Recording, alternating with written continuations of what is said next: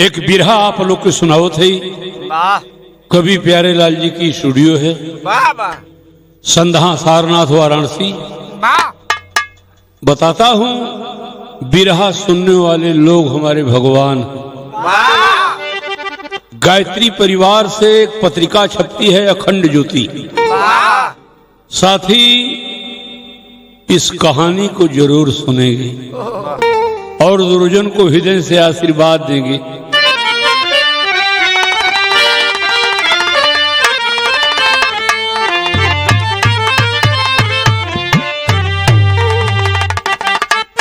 वाह वाह, क्या लिखते हैं भैया प्यारे लाल जी। कर्म अनुसार प्रतिफल मिले सर्वदा, कर्म जैसा करोगे मिलेगा वहीं। तुम बिछाओगे कांटा अगर दर बदर, फूल जीवन में हरगिज खिलेगा नहीं। होती दुनिया में नीयत डवाडोल जब, लोभ में पड़ के फंसता ये इंसान है। घर किसी को सजा यार जिसने दिया, उसको देते सजा जग में भगवान है।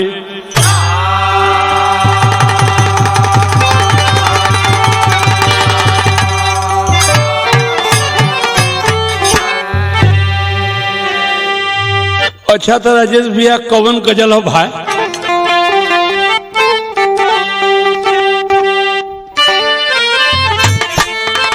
बस बस, तुम अगर साथ देने का वादा करो, मैं वही मस्त नग में सुनाता रहूं।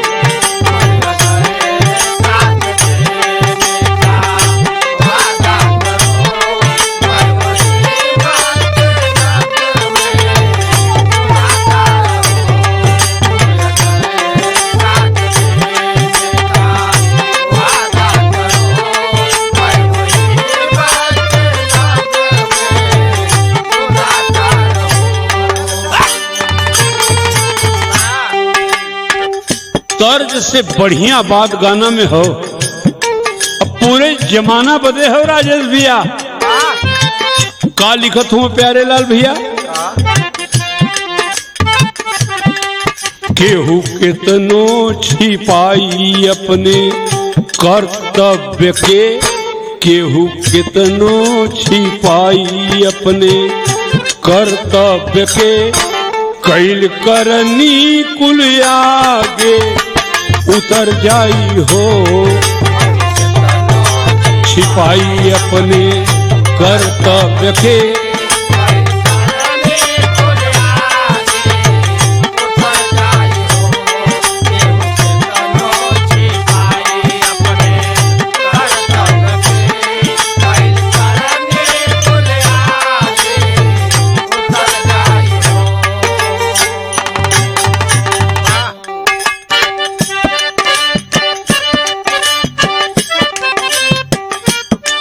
वाह वाह क्या बात है।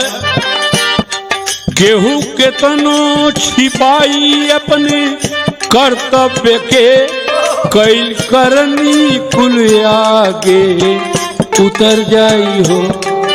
और सुना, केहू फोरी न अपने से फटके रही, केहू फोरी न अपने से फटके रही। पाप कई खड़ा जहिया भर जाई हो, अपने से पाप कई खड़ा। बहुत अच्छा,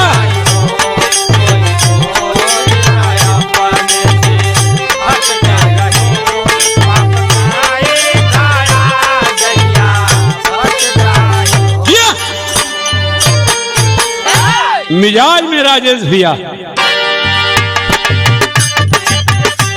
बहुत अच्छा।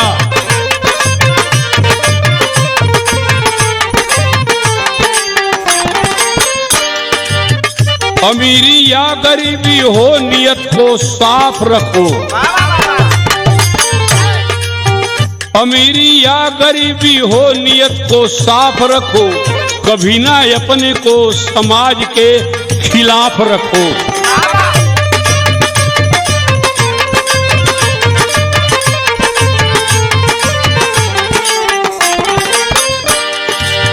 मिला जितना है बस उसी में तू संतोष करो। मिला जितना है बस उसी में तुम संतोष करो, कभी ना अपने आप को कहीं मदहोश करो।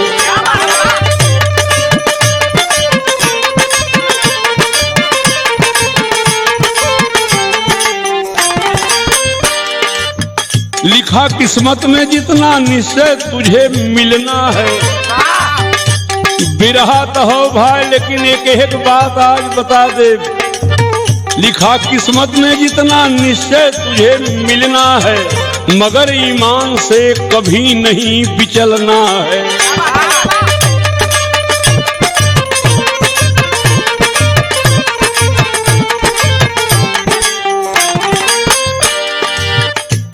कहाँ का कहानी हो? आंध्र प्रदेश का। आंध्र प्रदेश में मशहूर दो व्यापारी थे, व्यापार साथ में दोस्ती वे किए भारी थे।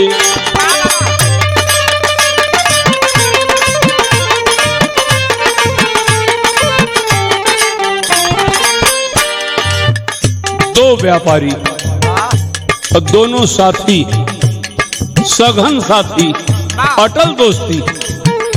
कहवा कि दोनों जने का नाव का रहल। नाम एक का रमेश, एक का कैलाश रहा। नाम एक का रमेश, एक का कैलाश रहा। एक दूजे के ऊपर आपसी विश्वास रहा। या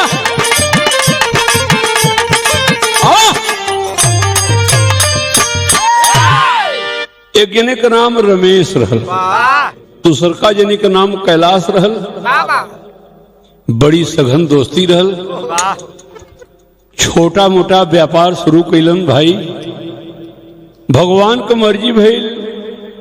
जमाना सस्ती जरूर रहल, लेकिन व्यापार बढ़त गया। पर्दा राजेश भैया पूरा बढ़ी।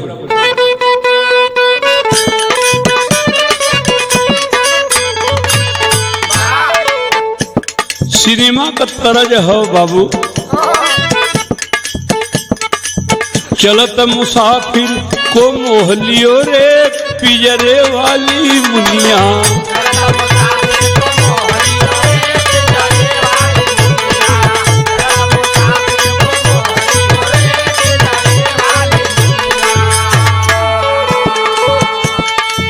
उड़ी उड़ी बैठे हलवैया दुकनिया।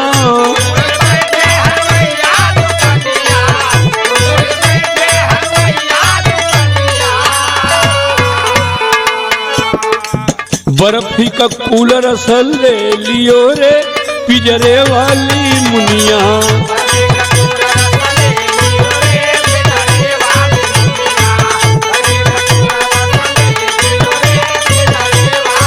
वाह, तरज से बढ़िया बात हमारे गाना में लिखल हो। दोस्ती अगर जिंदगी में कैले हुआ तो दुर्जन के बात खूटे गठिया लिया लोग कि जे नहीं मतलब का बात करी हो वह दोस्ती निभाई।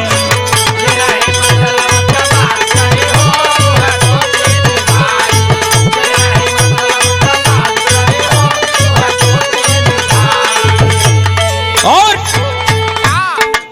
आपस में कौनो ना घात करी हो वह दोस्ती निभाई।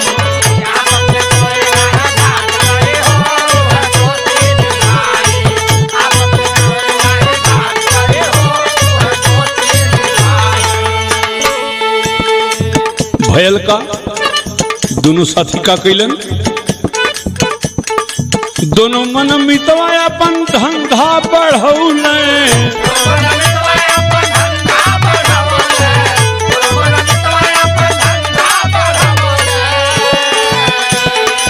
चेक 40,000 कऊ पवल है।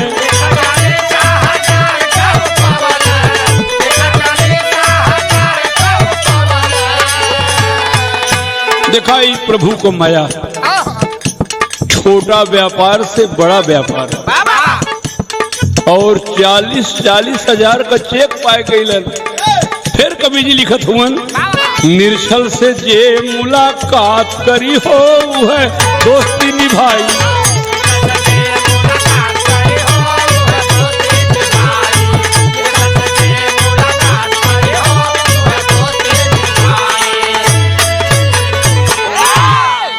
राजेश भैया तनी सा बढ़ सकला ही।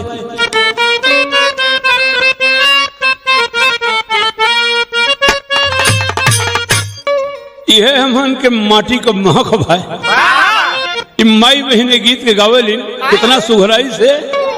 पिया गईले परदेस सुगना पठावेला पाती।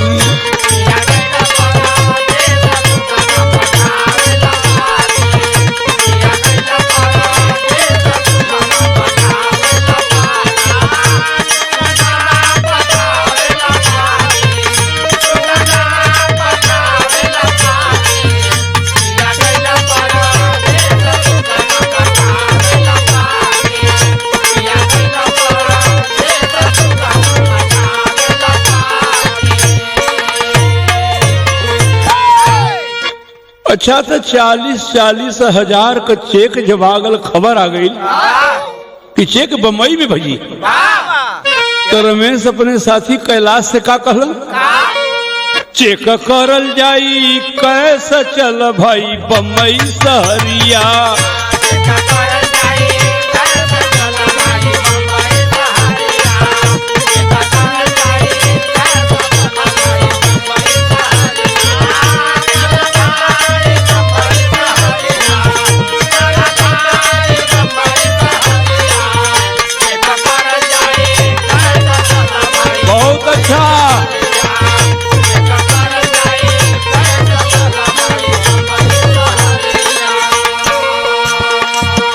बड़ा खुश हो लोग।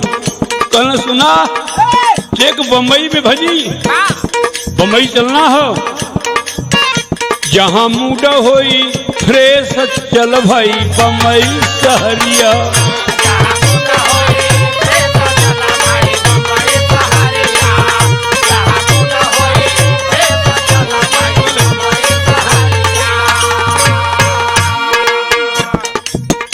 कोई के पयनवा हो चलल,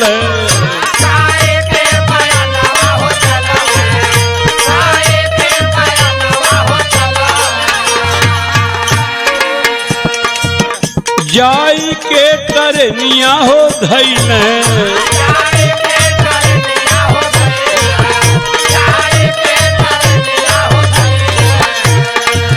रेलगाड़ी धैले रेस चल भाई बम्बई शहरिया।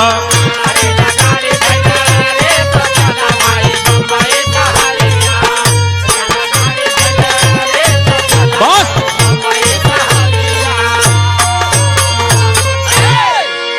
हंसी खुशी दोनों साथी ट्रेन पकड़ के बम्बई चल दिलन। राजेश भैया कौन गीत लगल भाई।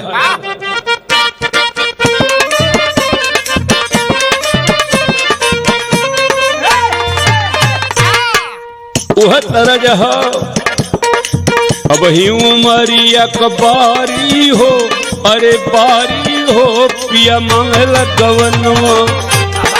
बहुत अच्छा बच्चा।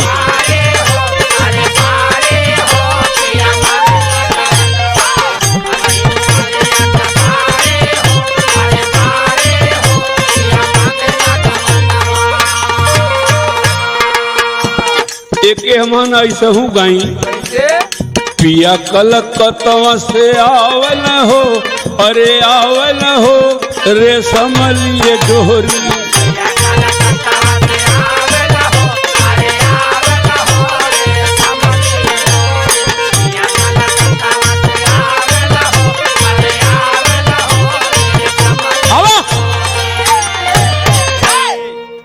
तर्ज तो सुनते हुआ भाई सभेन बाल बच्चा परिवार वाला हुआ कहवा कि दुर्जन कुल का कहला तेरी बात सुना भी रहा भी। दोनों साथी चेक बदे बम्बई चलन कितना 40-40 हजार। लेकिन कवि जी एक बात लिखत हुआ, का लिखत हुआ, आपस में घरे का फोरउआ हो ई पैसा कराव।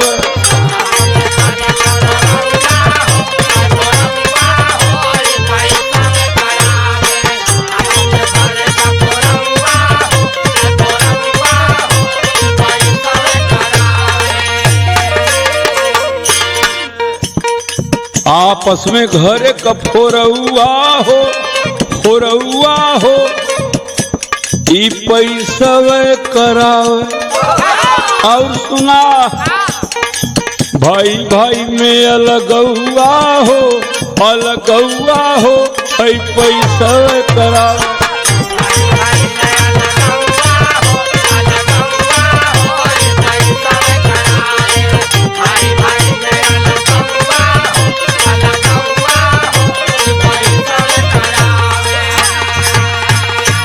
रास्ते में अब रमेश का सोचत हूँ, रहिया में सोचल रमेश अपने मनवा। बाबा बाबा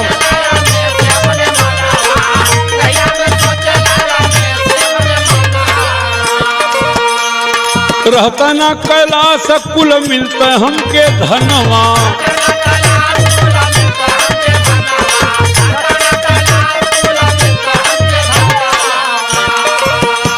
तब कवि जी लिखत हुआ, दोस्ती में लकड़ बझौआ हो ई पैसा करा।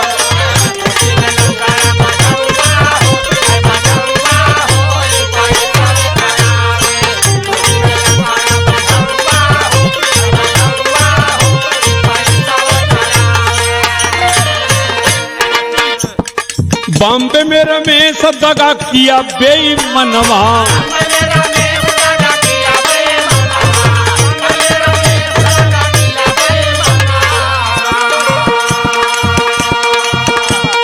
खिलाया कैलाश को जहर वाला पनवा।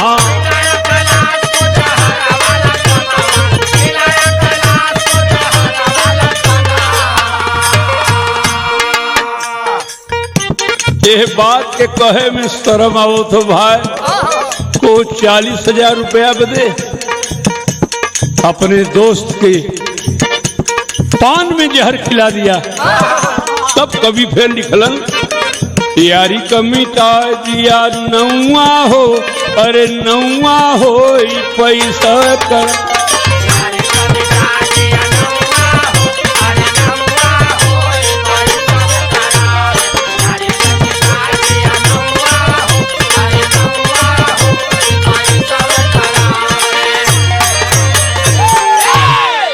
कैलाश को भरोसा नहीं था, मेरा दोस्त दगा करेगा। ऐसे भी हम अगर दू संग ही जात ही, रास्ते में कहीं आदमी चाय पी लेला, कहीं पान खा लेला।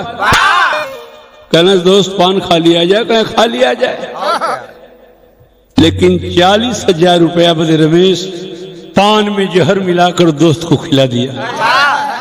अब कौन लय हो राजेश भैया?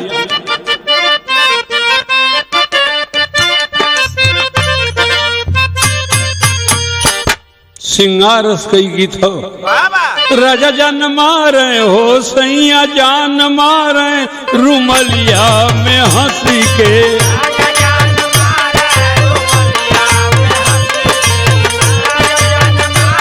बाबा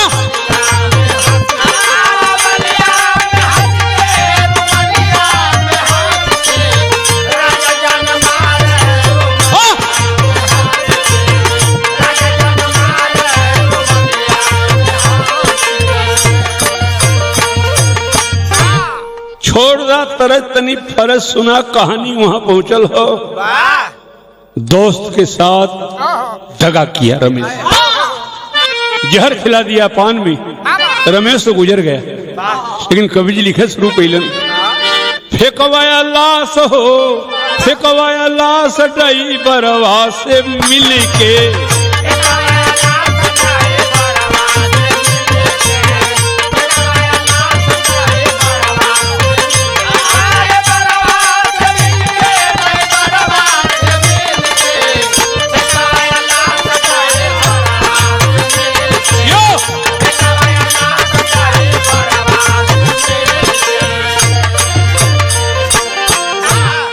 बहुत खुश है।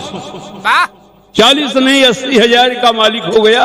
मारल लगा मुस्की, अरे गुलाब नियर खिल के, कहे बदे 80,000 का मालिक हो तो।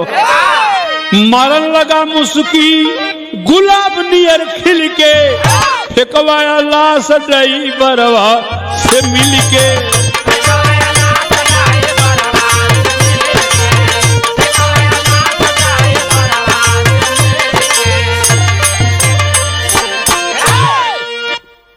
लाश को लापता कर दिया, रुपया 80,000 ले लिया। गद्दार दोस्त रमेश नाम लेने में शर्मा रही है। घरे आयल रुपया ले 80,000 हो, घरे आयल रुपया ले 80,000 हो, 4,000 पहुंचा ले कैलाश के दुआर हो।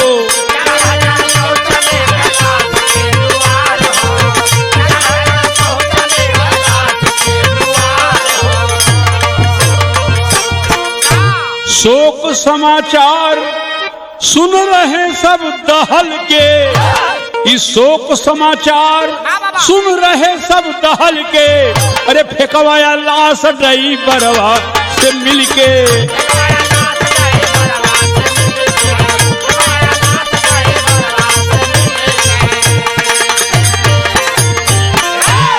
₹4,000 लेके दोस्त कैलाश के दरवाजे पहुंचा।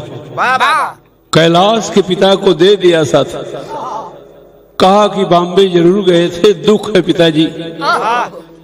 समुद्र में ज्वार भाटा आया करता है, बहुत मना किए, कैलाश को नहीं माना। नहाने के लिए उतरा, ज्वार भाटा आ गया, कैलाश नहीं मिला। नहीं जीऊंगा कैलाश के बिना। यह गद्दार दोस्त, ये ₹4,000 हैं, ये रुपए कैलाश के हैं, आप ले लीजिए पिताजी। कवि जी एक बात तेरी भी लिखत हूं, मनवा जब गवई बाए भैया, मनवा जब गवई बाए भैया, धनवा लाद के नाही छाती पर ले जाइबा। मनवा जब गवई बाए भैया,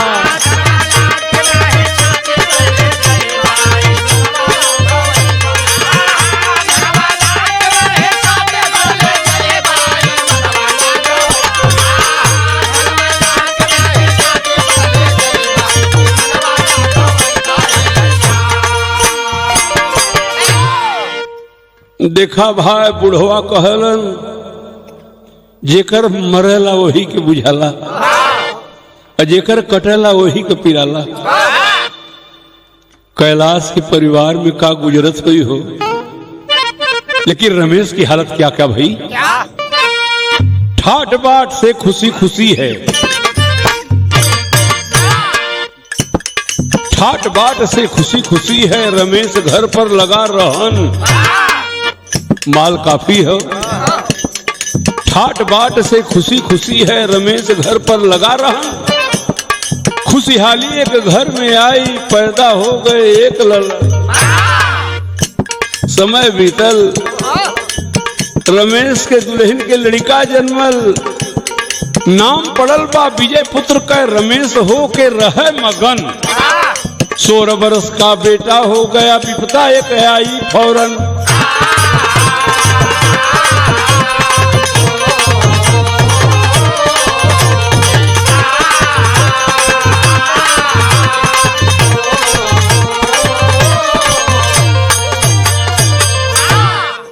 मर्जी भगवान को भइल, रमेश के दुल्हन के गोद में के लड़का पैदा भइल।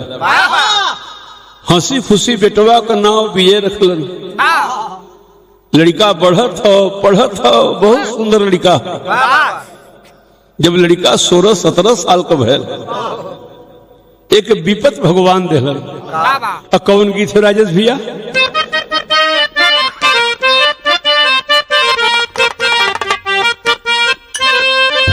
वाह वाह वाह, अब ही उमरिया कबारी हो पिया, जिया धरे नहीं धीर।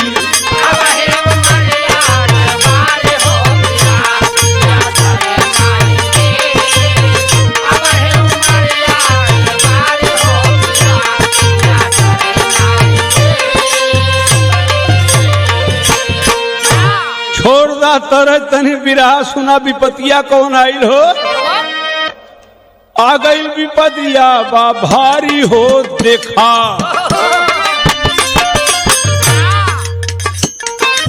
आ गई विपतिया बा भारी हो देखा, धैले बेटा के बुखार।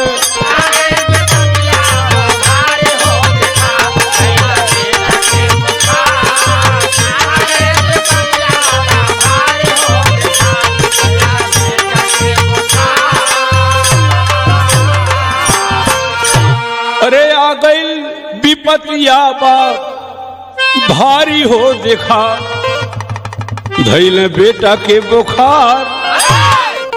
वो बीमारी में का रहल, बुखार में धैले बा माथा के बीमारी हो देखा, धैले बा माथा के बीमारी हो देखा, धैले बेटा के बुखार।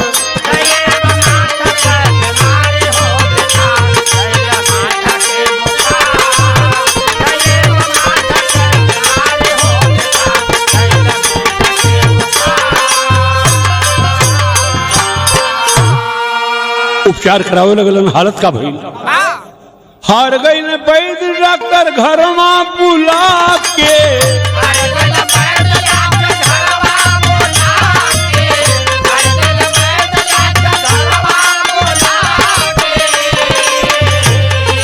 सोखैते ओझा लोग से भूत झरवा के,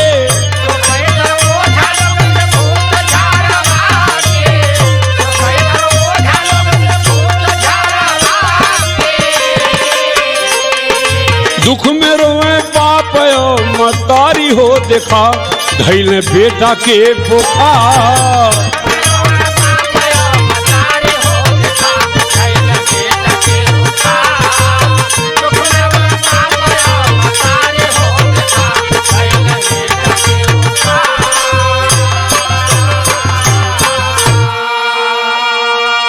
चूंकि रमेश पैसा वाला आदमी रहलन, लड़का तो जवान हो गल बा, 16-17 साल उम्र बा। लड़का की बीमारी में बहुत कुछ लुटा दिया रमेश। ओझैत सोखैत जे जहां बतौलस वहां गईलन। कौन तरह हो राजेश भाई,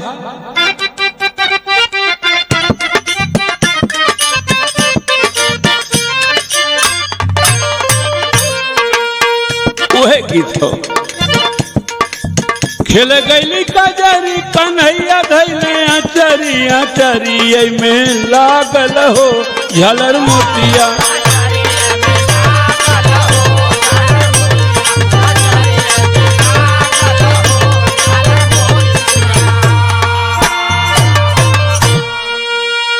बीमारी बढ़ गई है, कवि जी लिखत हूं।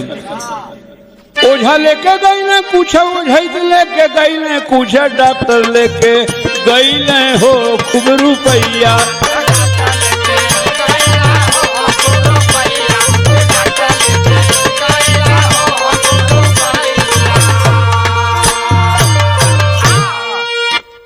अब भारत में जगह ना हो, डॉक्टर कुल फेल होंगे। लड़कवे कलश की बाबू विजय कहा, स्विट्जरलैंड लेके चला कहेला ललनवा, स्विट्जरलैंड लेके चला कहेला ललनवा, अहू से लौटना ठीक भयल न सुगनवा।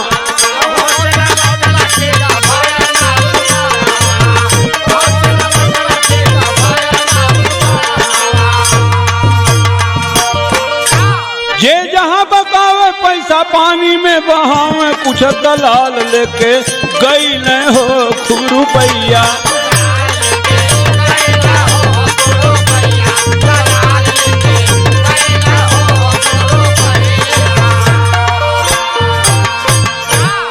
दलाल का मतलब बुझत हुआ लोग न, जैसे आजकल एक फैशन चल रहा, भैया कोनो डॉक्टर बता देता है, कल चल जा गोदौलिया पर फलाना डॉक्टर हूँ, तो ये मान ला बतौले का अगर नरम मरज है तो 1000 इनकर सही है।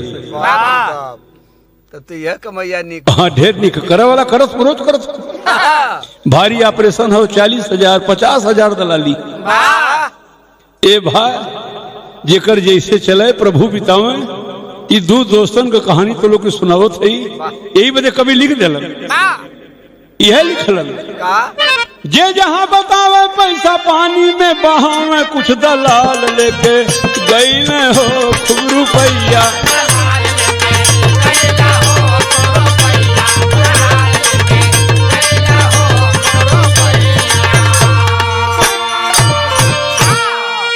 विदेश वाला डॉक्टर कहा कि रमेश बाबू लड़का लेकर घर जाइए, ले जाइए, बच्चे की सेवा कीजिए, बस प्रभु का नाम लीजिए।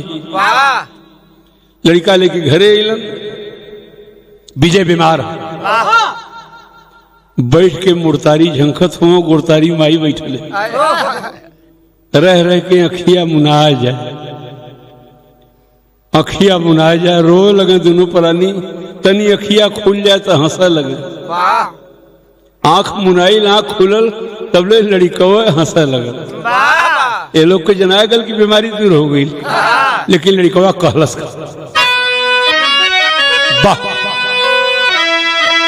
का झंखैला बैठ के तू सिरहनवा बाबू चिन्हला ना।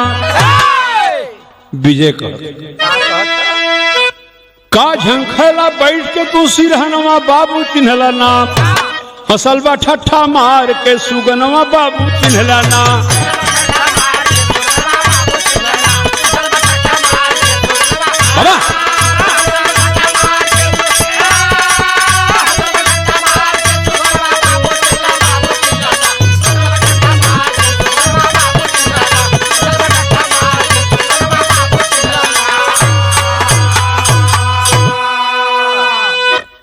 काहे हंसला बेटा विजय?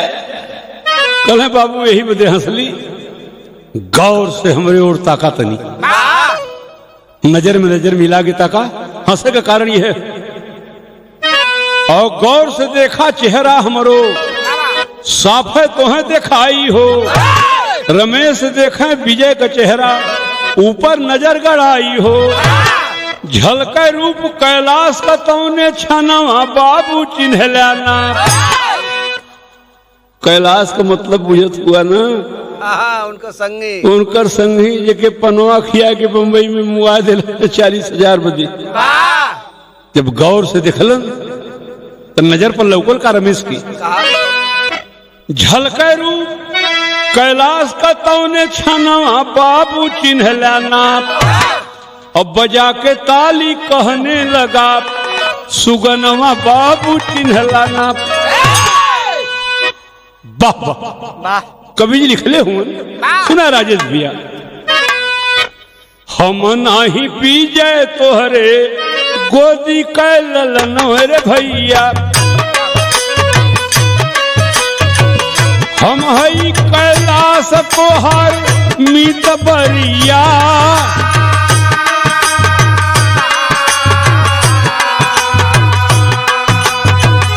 पैसा के लोभ में भूलैला मोरे मितवा सुनला, चंद रुपया के खातिर देहला हमके मार।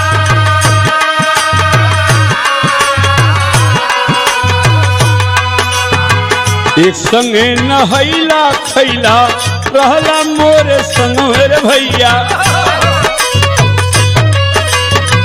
एक संगे कैला तू रोजगार व्यापार।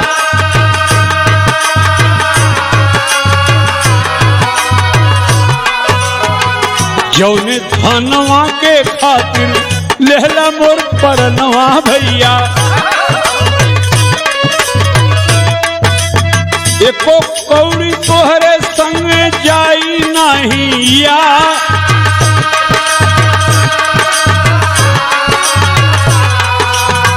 बेटा बन के लेहली तोहरे गोदी में जन्म है भैया,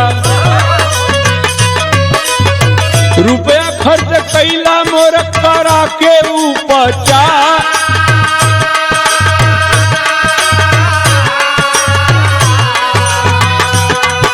और सुनला रमेश भैया विजय ना है तोहर संगी कैलाश है, 4,000 तो हमरे बाबू के दे देला। और खर्चा कितना कैले हुआ? 35,500 रुपया तू उठौला भैया। बाबूजी के देहला तू हमरे 4,000।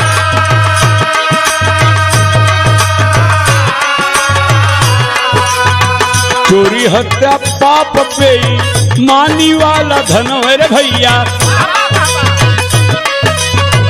कभो ना फलन तो होई सुना मोरे यार।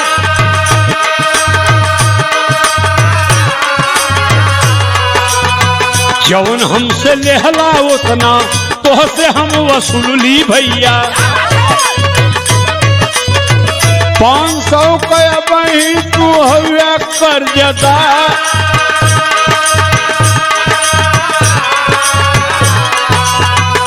गठियाला खुटे रमेश बाबू तुहार बेटवा मिले ना है। हम ही कैलाश है यहाँ जले हम ई देख जाई रे भैया। मालिक सब फल में देला कर्म अनुसार।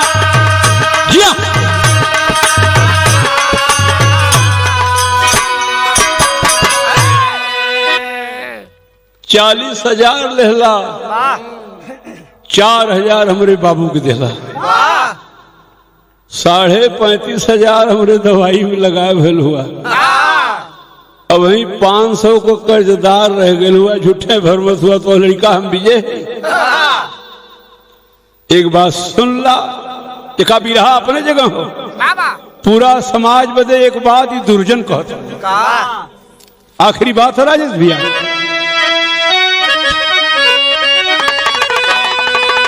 धर्म छोड़ के कभो न पाप कर डार धरिया। वही 500 से अंतिम संस्कार करिया।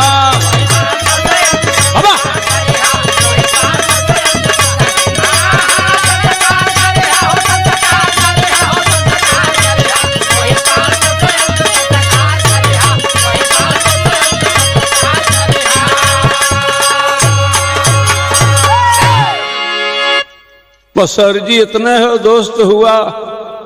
500 जोन बचल हो उसे हमारा अंतिम संस्कार कर दिया। ए भैया इतना कह के विजय छोड़ दे शरीर हो। मलन रमेश हाथ होई के अधीर हो।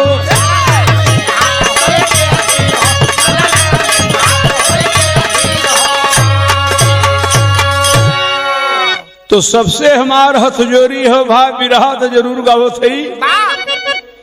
कबो ना बेमानी के उसे यार करिहा। वही 500 से अंतिम संस्कार करिहा।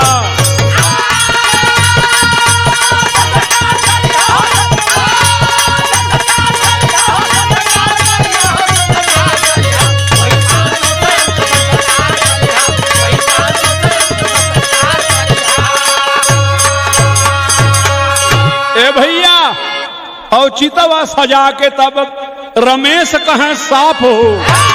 और चितवा सजा के तब रमेश कहें साफ हो। और हो सके तमी तो हमार गलती करी है माफ हो।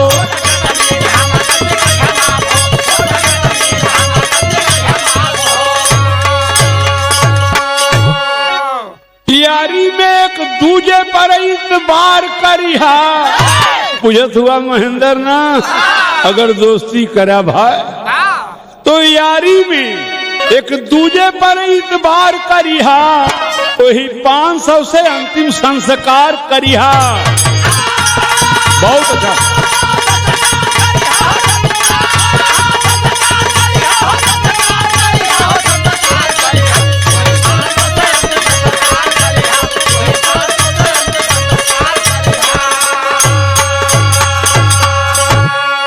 साथी विरहा तो खत्म है। इतना कहते कहते विजय कैलाश के रूप में जो विजय था अंतिम सांस ले लिया। संस्कार तो किया लेकिन रमेश भी बैराग ले लिया यार, इतनी बड़ी गलती एक दोस्त के साथ। अरे बुढ़वा कहले हूं, मित्र से कपट गुरु से चोरी की हो, निर्धन की हो। यथार्थ है भाई साहब। गुरु बिहारी गुरुपत्तू ले लिया रमेश बैराग, माया के दुनिया के अक्षय बरे आखिर देहल त्याग। इमनमा जब गवई बाए भैया, अरे इमनमा जब गवई बाए भैया, दुर्जन प्यारे लाल तू अगिलो जन्म न सहीबा। इमनमा जब गवई बाए भैया,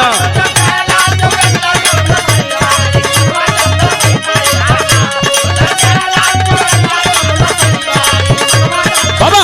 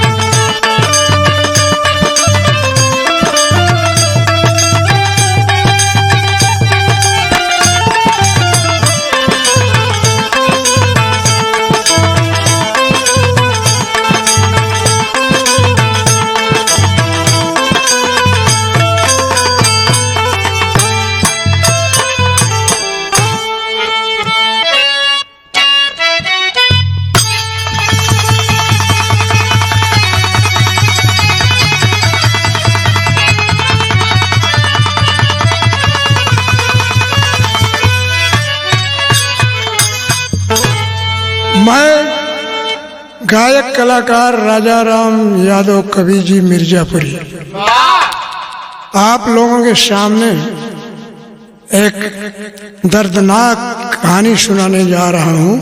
अगर आप आत्म केंद्रित होकर के सुनेंगे तो मेरा पूर्ण विश्वास है कि आपके आंखों में पानी होगा। और ये मेरी रिकॉर्डिंग KPL स्टूडियो से, प्यारेलाल जी कभी क्या ये नया स्टूडियो बना है, उसी से हम अपना रिकॉर्डिंग करा रहे हैं। तो मुझे ईश्वर से मेरी प्रार्थना है कि कामयाबी दें, इस स्टूडियो को प्रगति करें, आगे बढ़ाएं और मुझे भी आप लोगों का आशीर्वाद मिलता रहे।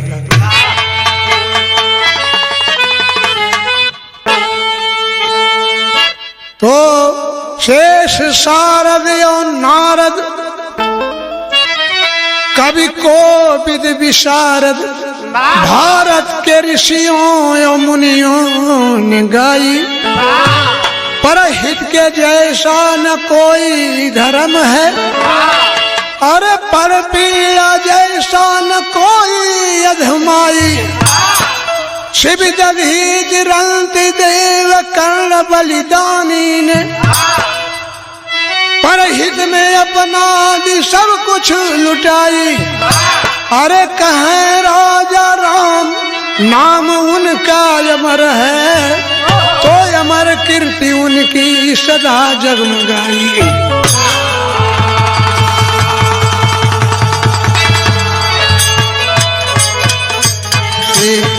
बिरहा जगत का पुरानी कव्वाली है।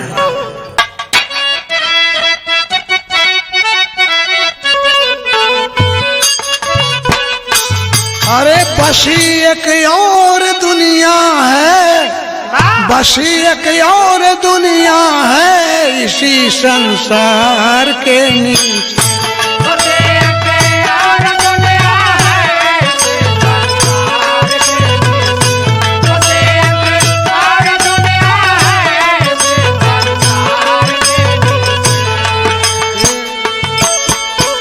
एक कव्वाली लगभग बिरहा के सभी गायकों द्वारा आप सुनते होंगे, इसका मैं मॉडिफिकेशन किया हूँ। तो सफर में मिलते हैं दुश्मन, सफर में मिलते हैं दुश्मन, मगर पटीदार के नीचे।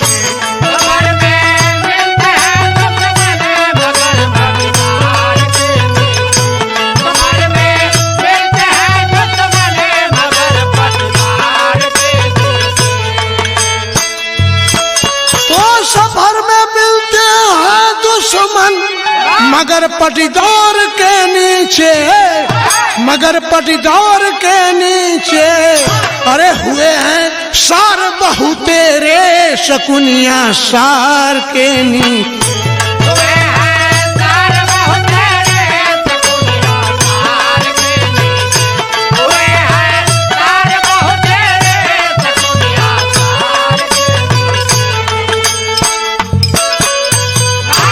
से कहानी की शुरुआत हो रही है। खास हरिद्वार में मोतीचूर गांव प्यारा है,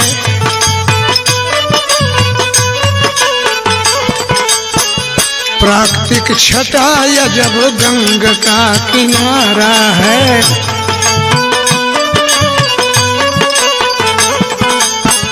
वहीं के सेठ एक नाम मुरारी रहले,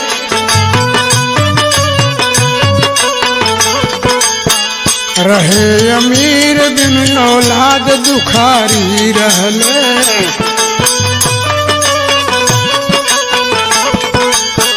सेठ के नौकर सुखई भी संतानहीन रहे,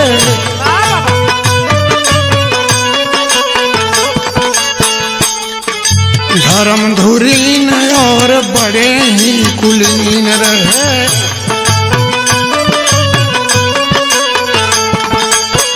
सेठ के कोठी में ही दोनों का निवास रहा, सेठ की सेवा करना खास उनका पास रहा।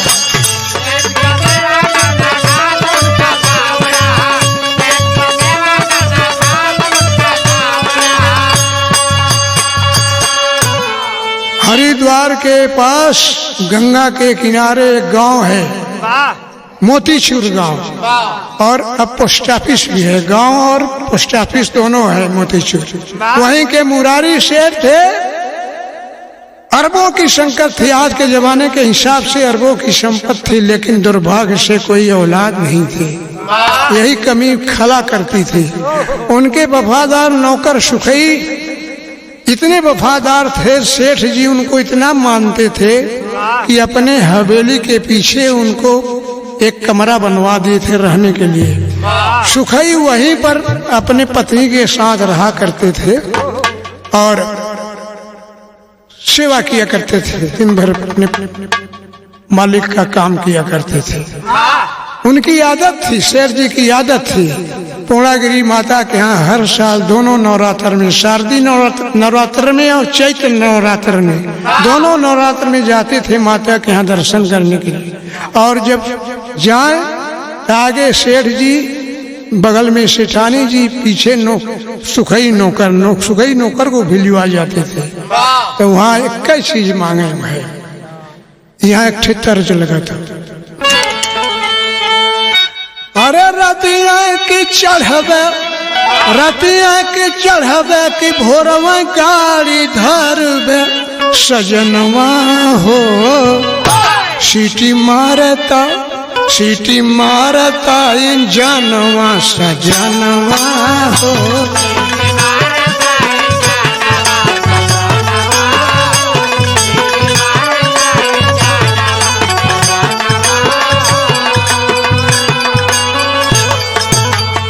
अरे बहरा में तोहरा चका चक रही, घरों में हमारा ताला लक रही।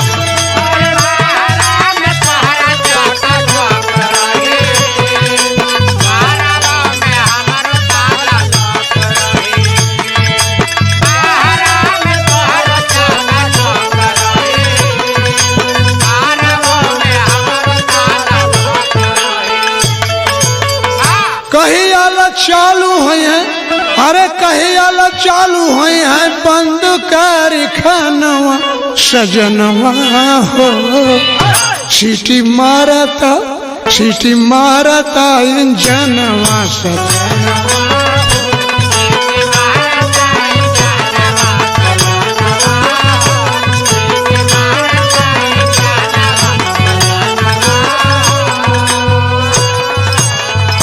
पूर्णागिरी माता के यहाँ जाएं तो माई के सामने जब खड़ा होए सेठ और सेठानी, तो सेठानी के आंखों से झरझर आंसू बहने लगता था। बस एक ही चीज बोलती थी, माई के दुआरिया मांगे बन के भिखरिया, मयरिया हो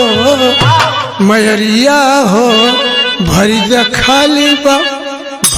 खाली बा झोलरिया मयरिया।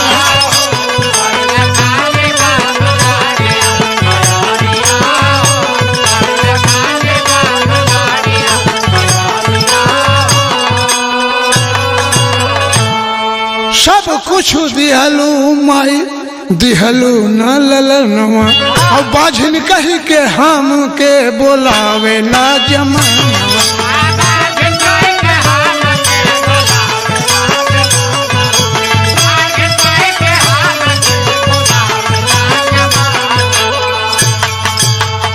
अरे बिना लाल सुनी लागई महल अटरिया, मयरिया हो भरी द खाली बा झोलरिया।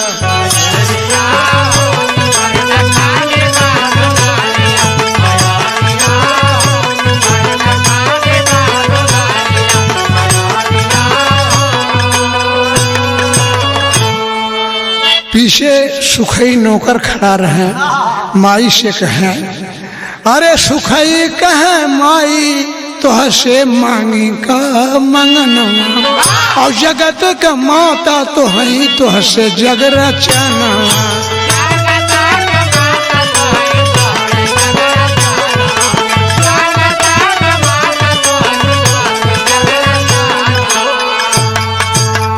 बिना फूल फीकी लागई जीवन का कियरिया, मयरिया हो भरी द खाली बा झोलरिया, मयरिया हो। दर्शन करके जब सेठ जी वहां से आए, सेठ जी आए, सेठानी आई, सुखई भी आए। माँ की ऐसी अनुकंपा, ऐसी कृपा हुई कि दोनों सेठानी और नौकरानी दोनों गर्भवती हो गई। 2-4 दिन के अंतराल में दोनों गर्भवती हो गई। तो यहाँ तर्ज लगा था भैया,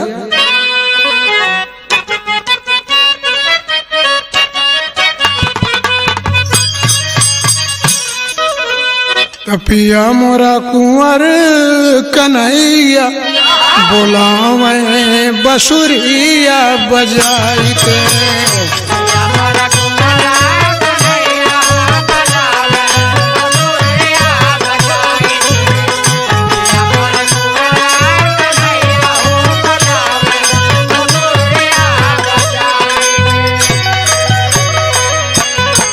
देखिए माँ की कृपा से दोनों गर्भवती हुई, नौकरानी सेठानी 2-4 दिन के अंतर में। लेकिन बच्चा तो पैदा हुआ दोनों को, लेकिन इसमें लेकिन लग गया। लेकिन क्या लगा? सुखई का दुख जो है, खुशी जो है दुख से भारी गजब गिर गया।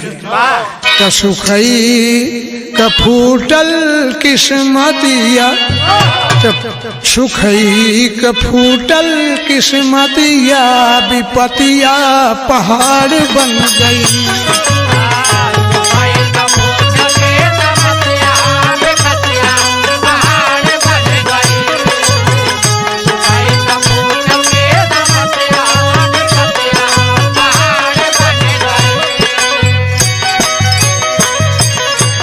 सुखई का फूटल किस्मतिया, विपतिया पहाड़ बन गई, अरे लाल दई के मर गए औरतिया, विपतिया पहाड़ बन गई।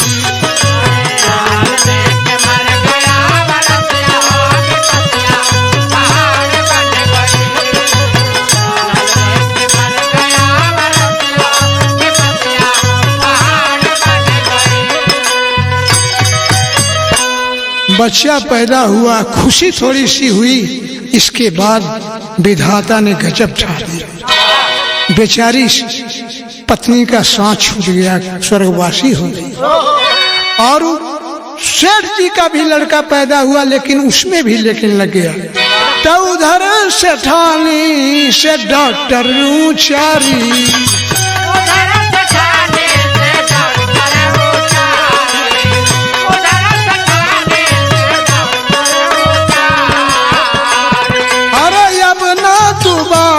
तू बनबू महतारी।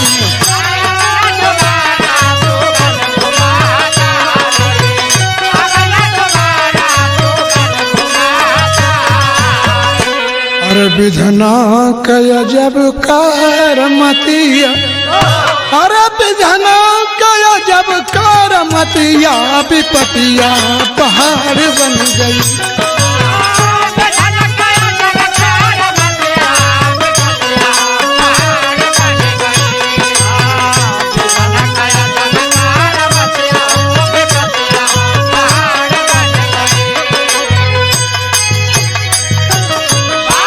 डॉक्टर ने बताया ये फर्स्ट एंड लास्ट बच्चा है, इसके बाद आप गर्भवती नहीं होगी, आप मां नहीं बन सकती। चलिए, उनको एक बच्चा चाहिए था, बच्चा मिल गया, बहुत कोई बात नहीं, दोबारा नहीं होगा, कोई बात नहीं। लेकिन सुखई बेचारे की दुनिया उजड़ गई। सुखई बिलख रहे थे। सेठ जी समझाने लगे कि अभी भी कुछ समय बीता, तब समझाने लगे, अभी तुम्हारी उम्र बहुत है, बिना जीवन साथी के यापन होना ठीक नहीं है, तुम शादी कर लो। रोने लगे सुखई, नहीं मालिक, भगवान के लिए मुझे शादी की राय मत दीजिए। भगवान ने बच्चा दिया है, बच्चे को पालूंगा, पोसूंगा और आप लोगों की सेवा करूंगा, मेरा दिन बीत जाएगा। आखिर में सुखई शादी नहीं किए, तेरी में भाव है।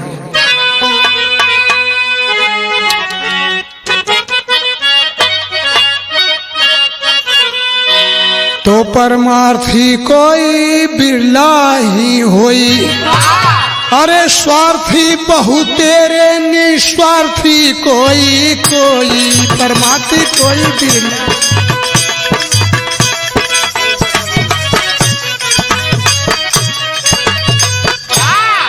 धीरे धीरे मैं गाने के शुरुआत में ही बताया था कि सुखई को सेठ जी बहुत मानते थे। अपने हवेली के पीछे उनके लिए एक आवास बनवा दिए थे, उसी में सुखई पत्नी सहित रहते थे।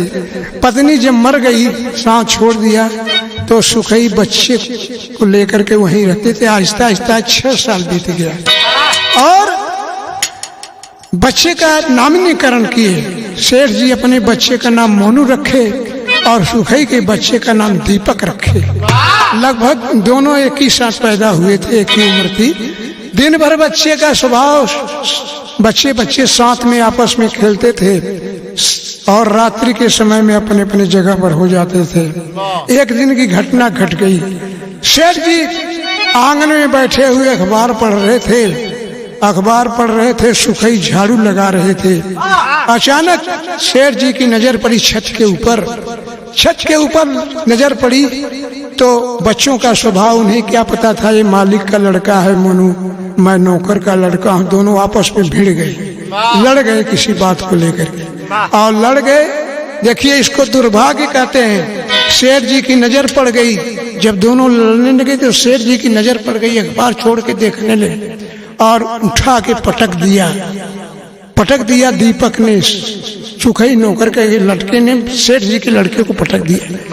सेठ जी जब की नजर पड़ी तो वही प्रभुता पाई का हिम्मत नहीं, उनके अंदर भाव आया कि मेरे रोटी के टुकड़ों पर पलने वाला मामूली नौकर का लड़का मेरे लड़के को पटक दिया। और जब भाव आया तो क्रोध में चिल्ला के खड़े हो गए। सुखई झाड़ू लगा रहे थे, सोचे अरे क्या बात हो गई। और शेर जी चिल्ला करके सीढ़ियों से चढ़ते गए, ऊपर पहुंच गए जहाँ पटका हुआ था दीपक मोनू को। और ऊपर चढ़ के पहुंचे क्रोध में, ऊपर ही दीपक था। दीपक की टांग पकड़े और ऐसे आसमान में चक्कर काटने लगे और फेंक दिए छत के नीचे। सीमेंटेड छत थी, सिर के बगल में बच्चा आया, धरती पर गिरा, छटपटाने लगा। सुखई अवाक रह गए, जैसे काटो तो खून नहीं शरीर में, पैर के नीचे की धरती खिसक गई। सुखई सोचे ये क्या हो गया। और सुखई जो है दौड़ करके जब पीछे गए तो यहाँ भाव लग रहा है राजेश भैया।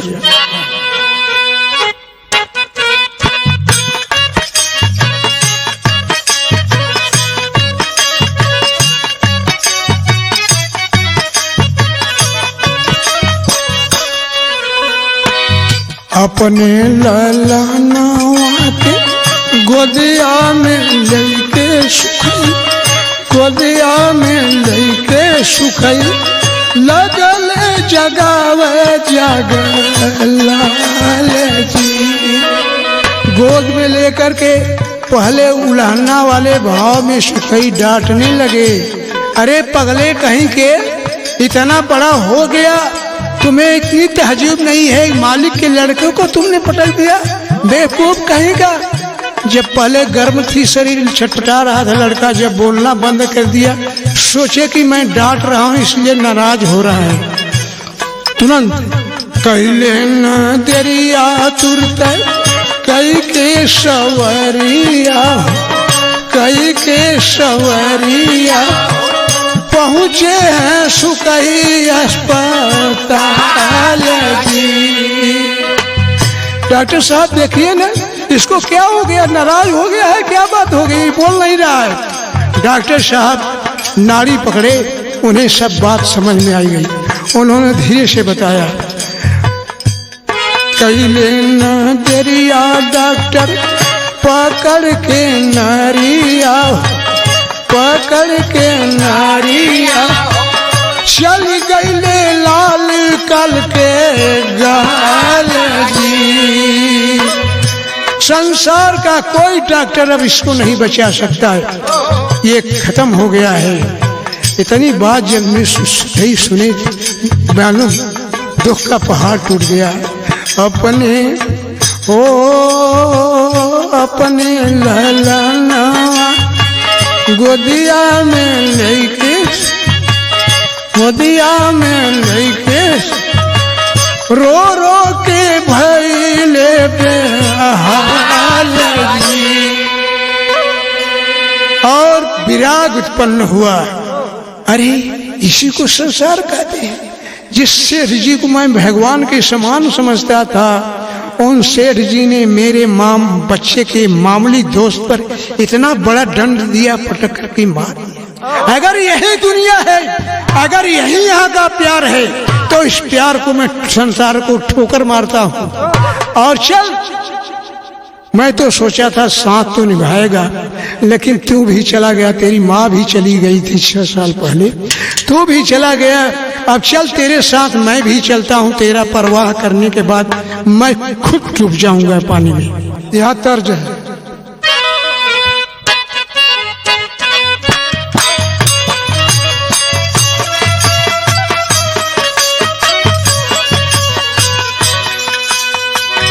सुखई रोए धुन धुन माँ, मोहिया नाथ कई के गई।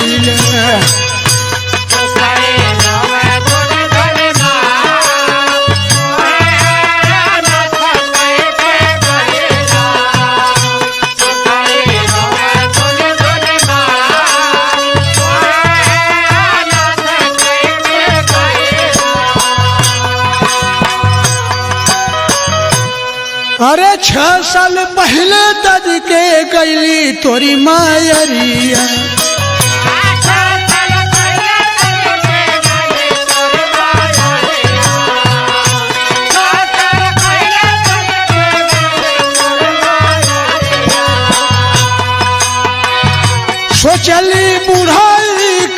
बनबे तू लकड़िया।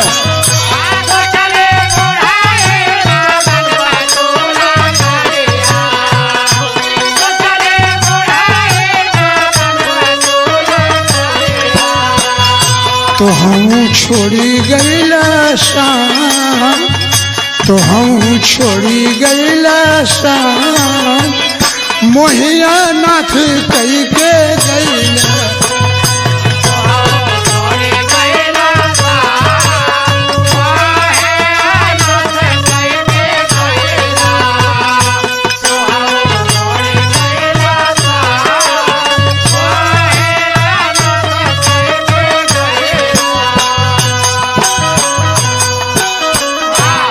सुखई सोचने लगे ऋषि को संसार कहते हैं, जिसको मैं भगवान समझता था मुझे कुछ नहीं समझता।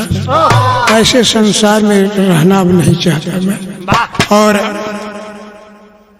बच्चे को गोद में लेकर के कफन में लपेट के गोद में जब इतने गंगा जल में डूब गए, पहुंच गए, सोचे कि बच्चे का परवाह करके मैं भी डूब जाऊं। तभी पीछे से आवाज आई, यहाँ एक भाव लग रहा है।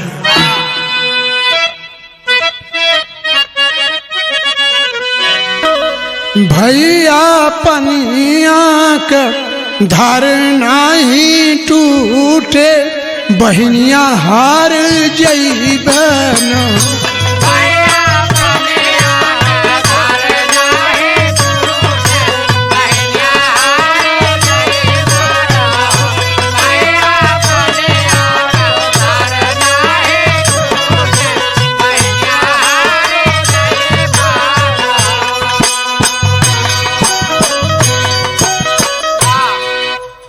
सुखई पहुंचे ही थी, प्यानी में के अंदर घुसे हुए ही थे, सोच रहे थे बच्चे का परवाह करने के बाद मैं भी डूब जाऊं।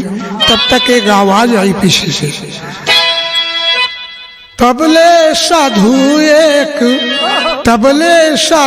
एक प्रगटे समनवा की गवत की भजनवा होना।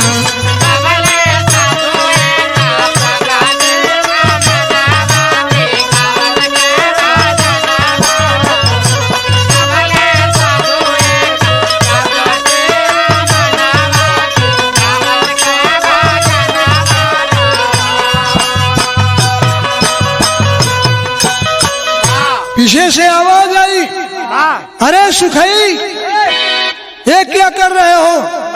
तुमको तो मैं नेक इंसान समझता था, महान आत्मा का इंसान समझता था, तुम्हारे अंदर ये हीन भावना कैसे आई? खुदकशी करना चाहते हो? आवाज दिया, नहीं ऐसा नहीं करते, ऐसा तो बुज़दिल लोग करते हैं, तुम तो महान आत्मा के हो। अरे जनी रोवा लाल पोछिला नयनवा होना।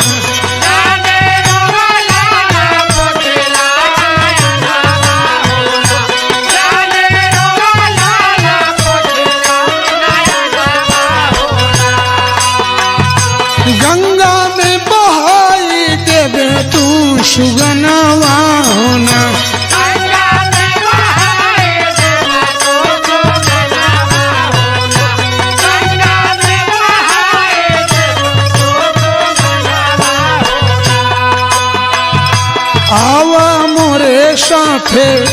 आवा मोरे साथे तज के अभिमनवा की माया मोह ज्ञानवा होना।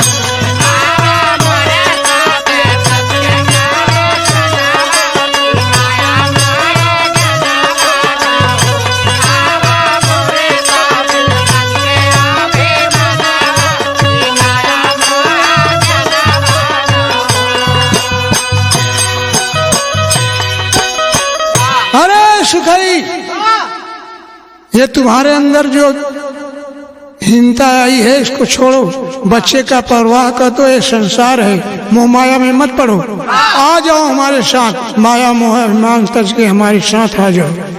सुखई उलट करके देखा, सोचा कि मेरा नाम कैसे जान गए, मेरा नाम सुखई है। मेरी नजर जहां तक जा रही थी, किलोमीटर 1.5 किलोमीटर तक मैदानी इलाका, गंगा का किनारा, कोई नहीं दिखाई दे रहा था। अचानक ये कहां से प्रकट हो गए और मेरा नाम कैसे जान गए, और दूसरी सबसे बड़ी बात, मेरे मन की बात कैसे जान गए कि मैं खुदकशी करना चाहता हूं। सुखई बच्चे का परवाह करके और आए बाबा के चरणों में गिर गए। बाबा के चरणों में जब गिरी तो शांत मन हो गया। जो चौकड़ी भर रहा था वो शांत मन हो गया। अच्छे गुरु के सानिध्य में आप जब जाएंगे तो यही लक्षण है। दौड़ता हुआ, चौकड़ी मारता हुआ मन अगर आपका शांत हो जाए तो वही समझ लीजिए मैं अच्छे संत के सानिध्य में पहुंच गया हूं।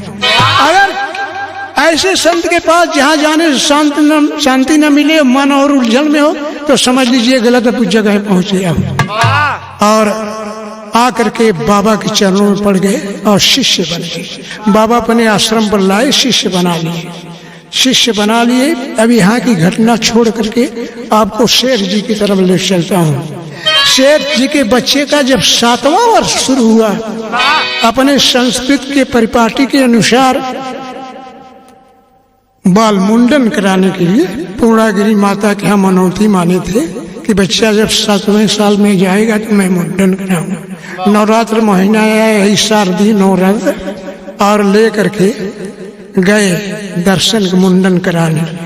और मुंडन कराने गए तो वहाँ एक घटना हो गई। माता के चरणों में फूलों का ढेर चढ़ा हुआ था और बच्चा जब चरणों में पड़ा, नतमस्तक हुआ, उसी ढेर में सांप काला नाग छिपा हुआ था, उसने डस लिया और बच्चा गिरा। इतना विषैला सर्प था, बच्चा गिरा, प्राणांत हो गया। तमाम ओझा वैद्य सबको दिखाए, झाड़ फूक कराए, सबने मृत घोषित कर दिया बच्चे को मृत घोषित कर दिया। निराश हो गई।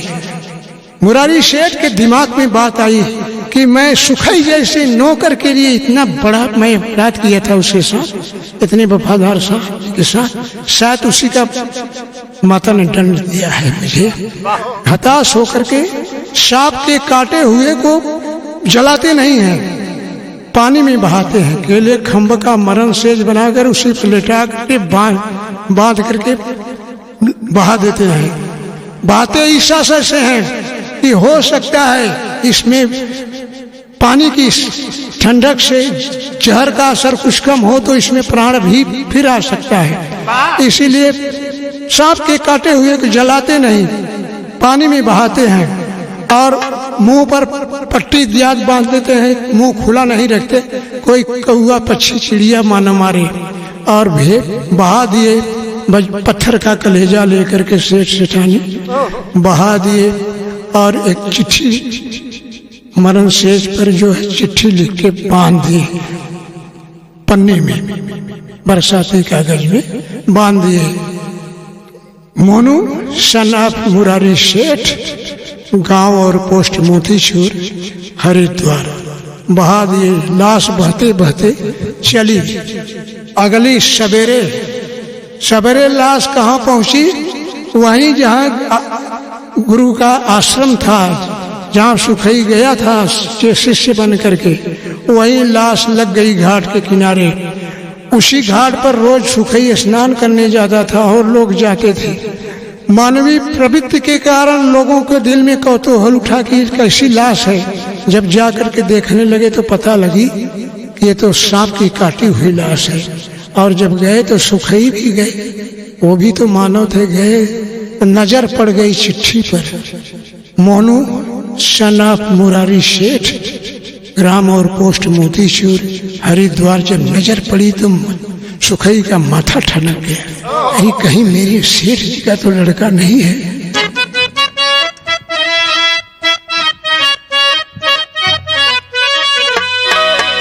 अरे पतिया उचारी के जब मुहानी हरी देख, अरे मुहानी हरी देख, तो मोनू के गैले पहचान वही बखतिया।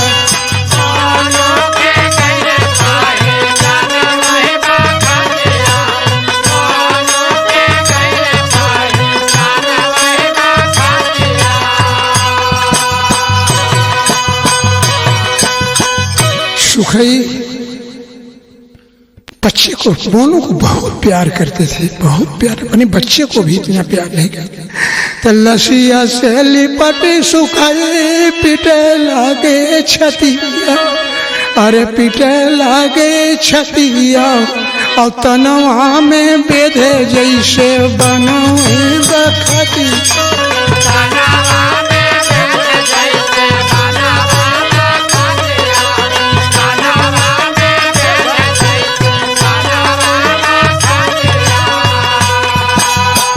सोचने लगे हीरा की पीरा मैं जानता हूँ, मेरे शेर सेठारी पता नहीं किस हालत में होंगे। तो शेर सेठानी रोवत हुई है पीटी पीटी छतिया, और करत हुई है रोई रोई बिहान हुई तक।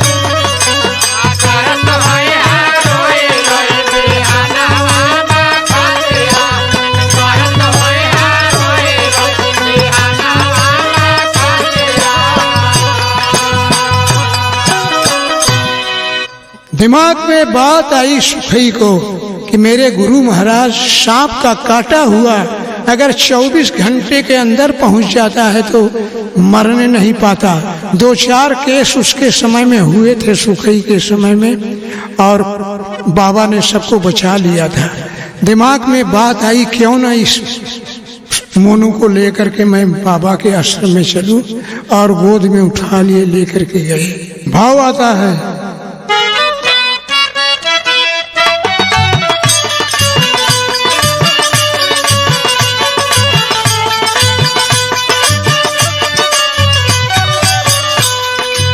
मोनू का लाश लेके सुखई चाली भाई ले हो, चाली भाई ले हो, पहुँचे हैं कुटिया दरी में आनन हो राम।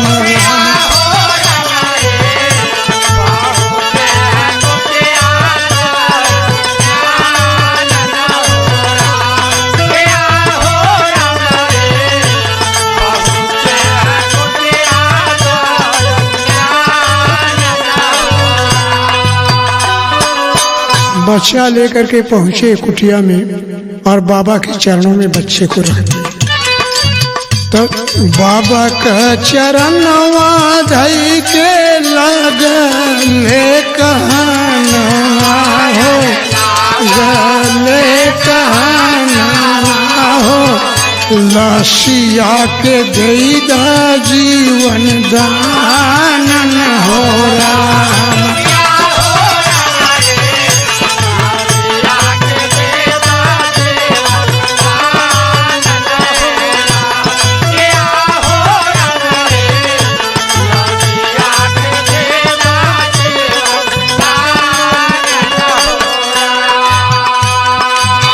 सुखई गिड़गिड़ाने लगा, बाबा बाबा आपने बहुतों को प्राण दिया है, इस बच्चे को भी प्राण दान दे दीजिए बाबा, बाबा इस बच्चे को भी बचा लीजिए। बाबा सोचने लगे अरे पगले, इसके गार्जियन कहाँ हैं? जिसके लिए तुम इतना गिड़गिड़ा रहे इसके गार्जियन कहाँ हैं? ये किसका बच्चा है? कहने लगा बाबा ये वही तुम्हारा तो एक ही बच्चा था जिसको सेठ जी ने पटक करके मार दिया था, ये किसके बच्चे के लिए गिड़ा रहे हो? बाबा वही मेरे मालिक का लड़का है, वही मालिक का लड़का। बाबा एक टक सुखई की तरफ देखने लगे और कहे तुम्हारे अंदर तो संतों के लक्षण हैं, तुम्हारे लड़के को मार डाला था, उसी बच्चे को जिलाने के लिए मुझसे निवेदन कर रहे। वाकई में संतन के चित्त रहत है, सबके हित की बात घट घट में देखें अलग पूछ जात में पात। तुम महान हो और तुम जैसे शिष्य को पा करके मैं अपने को गौरवान्वित महसूस कर रहा हूँ। तो जेई हो बुझवले सी तोहरे कुल का दिया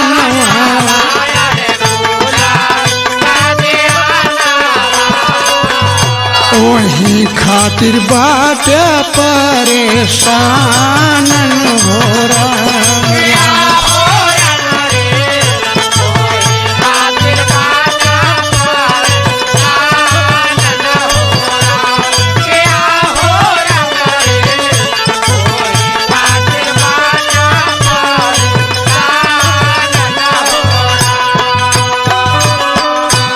ठीक है, कोशिश करेंगे।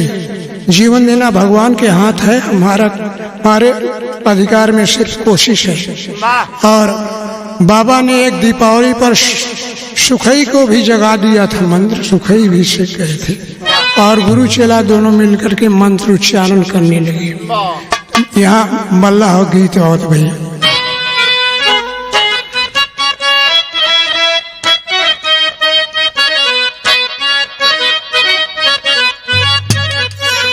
कसुतली गंगिया के जगा में भैया मझिया उठे गंगा जी, मैया मोर भैलन भीनु शहरा उठे गंगा।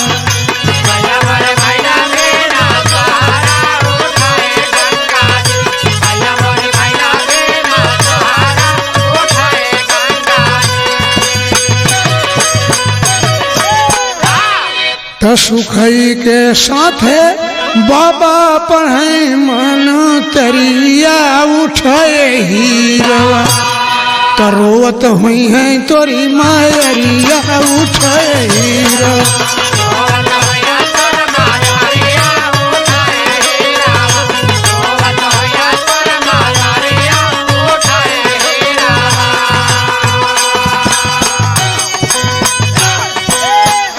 और धीरे धीरे खुल गई लाल कई नजरिया उठे हीरवा, तो छट गई गम की बदरिया उठे हीरवा।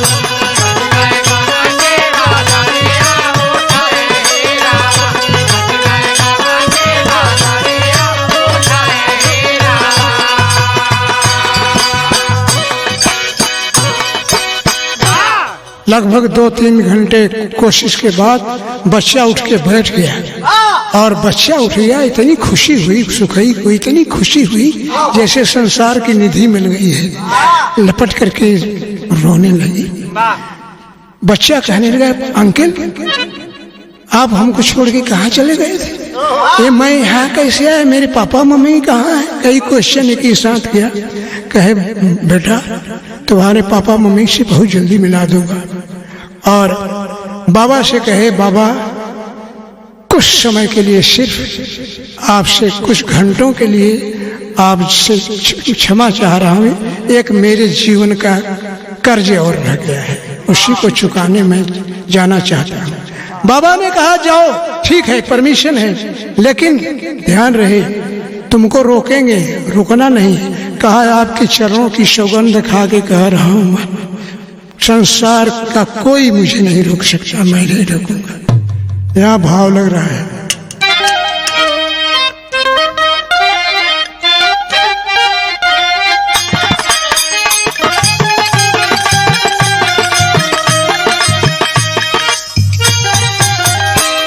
तले के गोदी में हाजरवा, लेके गोदी में हाजरवा, सेठ के घरवा गईले ना।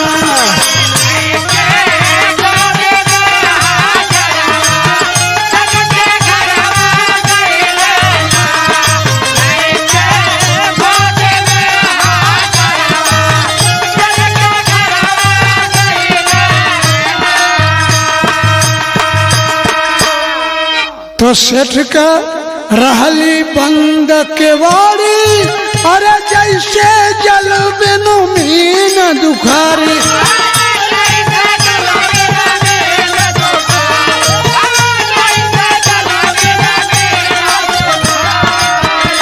और मूर्छित पड़ी थी उनकी नारी।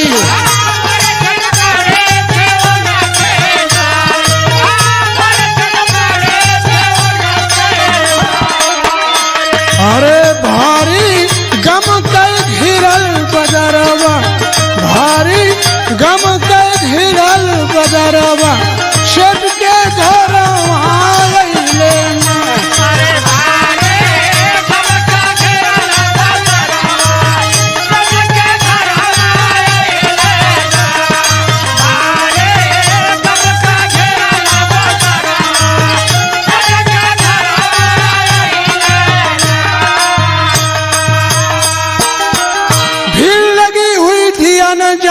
वालों का तांता लगा हुआ था। उसी भीड़ के अंदर सुखई पहुंच गए। दाढ़ी बढ़ गई थी, गेरुआ वस्त्र धारण किए थे। उस भीड़ में कोई पहचान नहीं सका सुखई को, और सोचने लगे मैं यहाँ आया हूँ, सेठ जी को कैसे पता चलेगा मेरे आने का।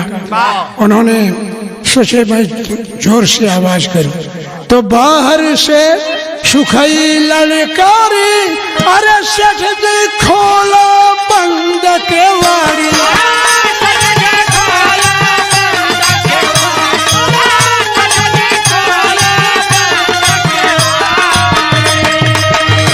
अरे दुश्मन ठाड़ बा तोहरे द्वारी।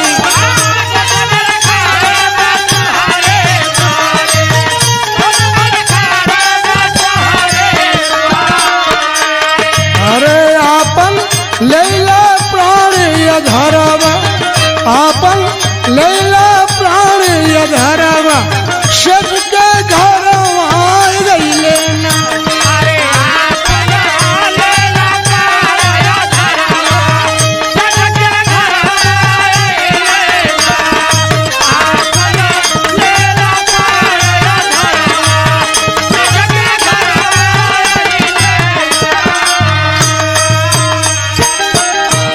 जोर से चिल्लाए कि सेठ जी दरवाजा खोलिए, कहाँ है, अपना बच्चा ले जाइए।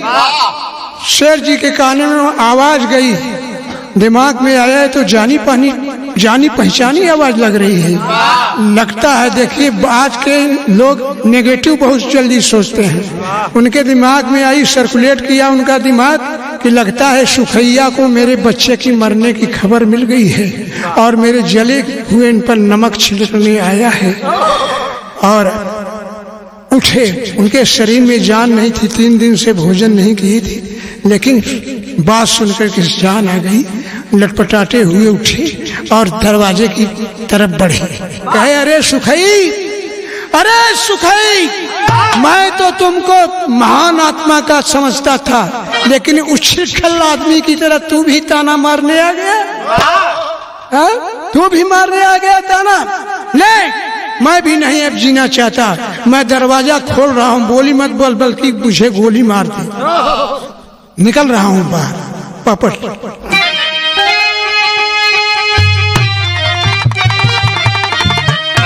कहे सेठ पैबे का मोर ठिठोली बोली बोलन, और बल्कि माँ सीने ऊपर गोली बोली बोलन।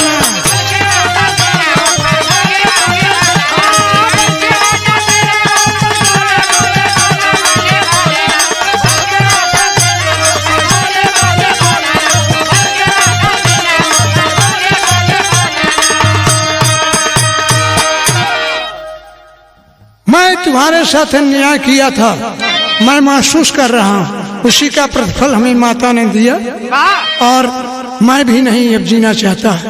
मैं बाहर निकल रहा हूँ, बोली मत बोल, बल्कि गोली मार दे। और कैले जवन पाप ओकर गैले हम फल पाई हो, और एहू पे संतोष न होई तो गर्दन तो अलगाई हो। ये सेठ तुरंत दरवाजा खोली बोली बोलन, और बल्कि मार सीने ऊपर गोली बोली बोलन।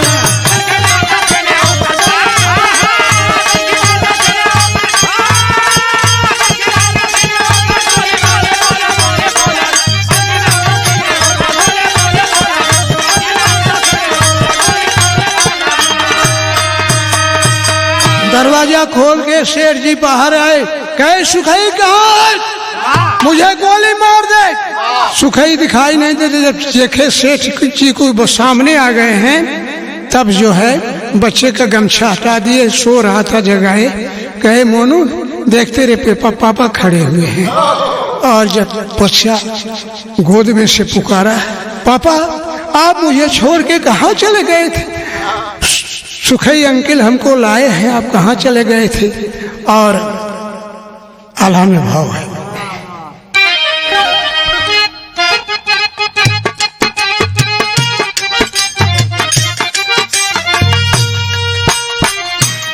अरे खुलते दरवाजा पड़ल मोनू पे नजरिया भैया,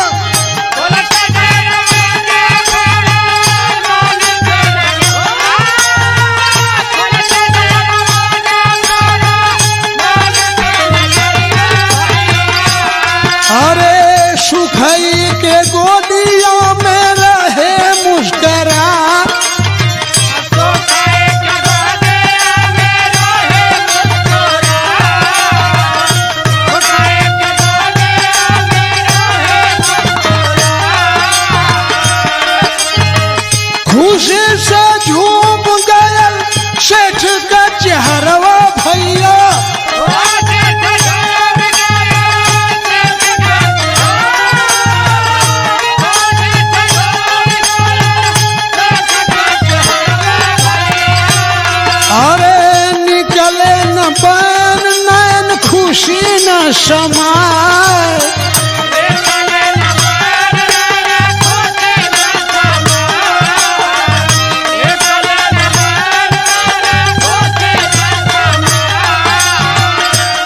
जैसे कोई अनहोनी घटना हो गई, सेठ जी इतनी खुश, ये क्या हो गया। 4 कदम आगे जा रहे हैं, खुशी के मारे 4 कदम पीछे जा रहे हैं और भाग करके गए सेठानी के पास। से बेहोश पड़ी हुई थी, सेठानी के पास जाकर कानों में कहने लगे, उठो ना देखो ना मेरा मोनू आ गया है, देखो ना मेरा मोनू आ गया है। कानों में जैसे किसी ने प्राण फूंक दिया हो और सेठानी उठ के बैठ गई, कहने लगे मेरा मोनू आ गया है, मेरा मोनू आ गया है, कहाँ है मेरा मोनू। और दौड़ पड़ी दरवाजे, आला बदल। अरे दूना जल्लू भाई गईले लख के ललनवा,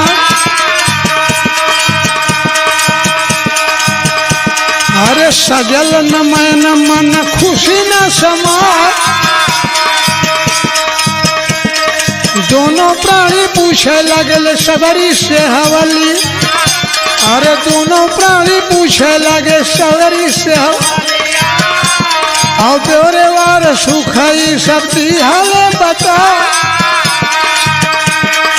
ब्योरे वार सुखाई सबती हाले बता।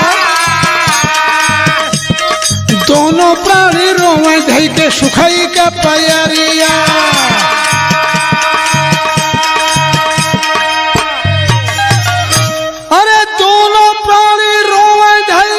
सुखाई का पैरिया त सुखाई भी रोवा झर बनावा कपा।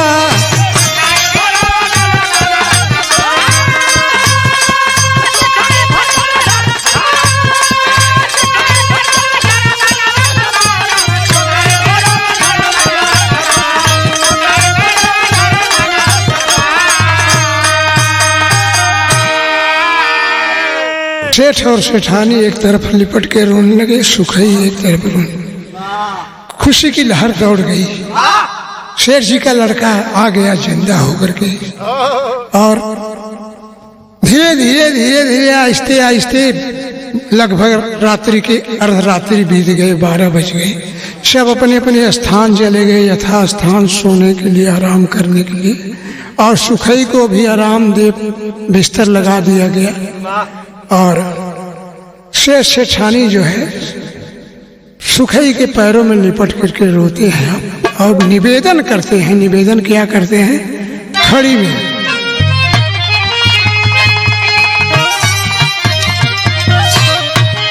अरे दागी मलिकाई में दिहाली हम लोग आई सुखई, तसेवक धर्म के तू दिहलान भाई सुखई।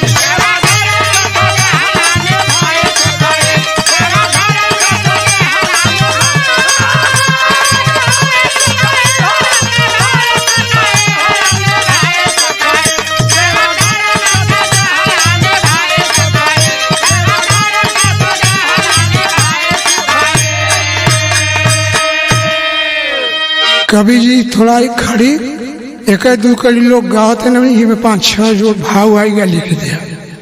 तो हवा निशान रूप में तू भगवान हो, शेर जी कहे हवा निशान रूप में तू भगवान हो और काम कैली मानो हो के हम दानव समान हो। तो धन के मद में कैली हम बौराई सुखई, तो सेवक धर्म के तू दिहलान भाई सुखई। मैं धन के मद में भूल गया था, अब तुम्हारी कीमत हीरे की कीमत क्या होती है मैं नहीं जान सका, और मुझे माफी करो। मेरे पे गलत या उचित जो कुछ भी आपको आदेश दिया, आपने मेरे हर आदेश का 100% 100% प्रतिपालन किया।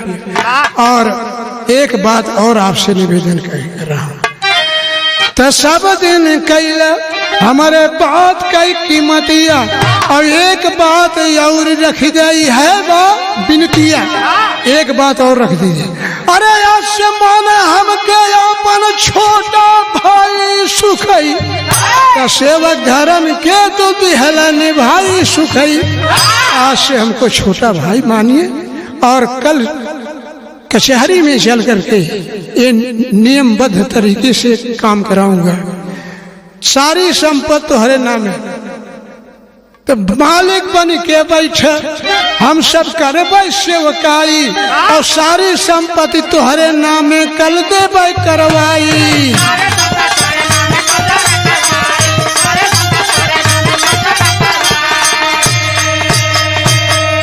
अरे तब धधकत छाती ई जुड़ाई सुखई, तो सेवक धर्म के तो दिहला निभाई सुखई। और तभी मेरे मन में शांति होगी। यही मेरी बात मान लीजिए। सुखई सोचे मैं उत्तर प्रत्युत्तर करूंगा तो मानेंगे नहीं, ये मानने वाले नहीं हैं, भाव में एकदम खो गए हैं। इसलिए सुखई चुप रहना पसंद किए, चुपचाप सब चले गए। तो सुखई भी को भी बिस्तरा लगा दिया गया सोने के लिए। सुखई बिस्तरे पर सोए, कहाँ उनको नींद कहाँ आ रही थी, गुरु के चरणों की याद आ रही थी।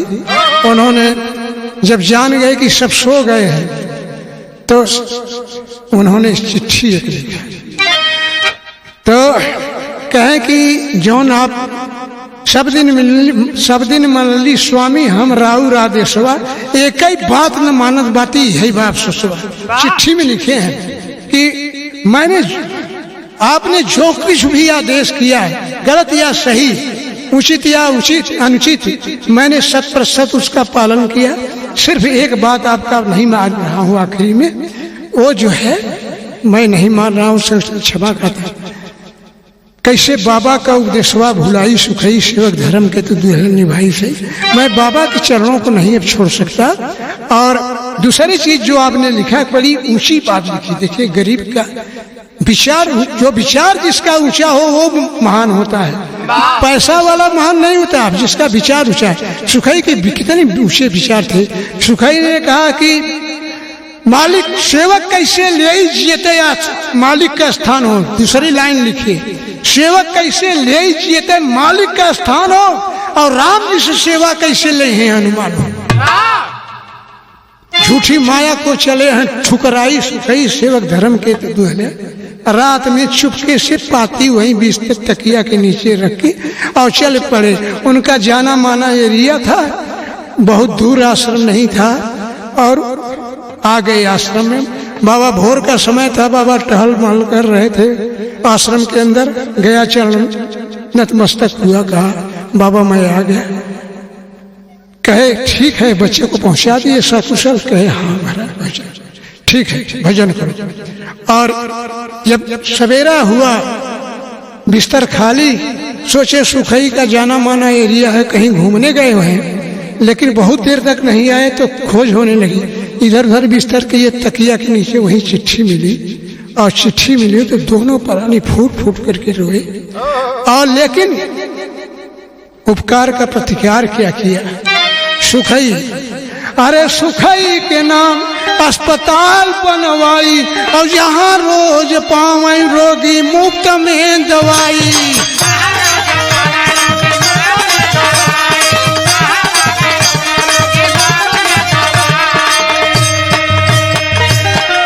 अरे भटकल राही के रहियो देखाई सुखई, का सेवक धर्म के तू दिहलान भाई सुखई।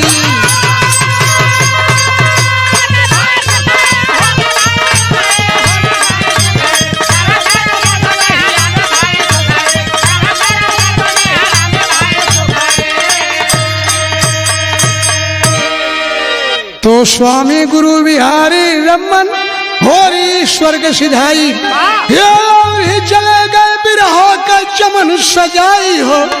परमार्थी कोई बिरला ही होई, लिखते राजा राम गुरु रमन के विद्यार्थी। परमार्थी कोई बिरला ही होई।